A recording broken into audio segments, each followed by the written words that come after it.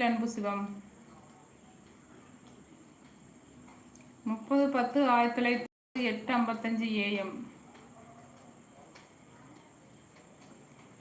சேலம் 3 மாதத்துக்கு மனைவி நிரந்தரமாக பிரிந்து விட்டால் எனக்கு செகண்ட் மேரேஜ் எப்போ நடக்கும்? இல்லை செகண்ட் மேரேஜ் பண்ணாமல் தனியாலாம் இருந்து விடலாமா? ஓகே. கும்பராசி பூரட்டாதி நட்சத்திரமாக இருக்குது, விருச்சிக லக்கணமாக இருக்குது. உங்களோட ஜாதகப்படி உங்களுக்கு பார்த்தீங்கன்னா திருமண வாழ்க்கையில் நிறைய ப்ராப்ளம்ஸ் தான் சார். பெருசாக பாசிட்டிவ்னு சொல்லவே முடியாதுங்க, நிறைய ப்ராப்ளம் இருக்க தான் செய்யுது.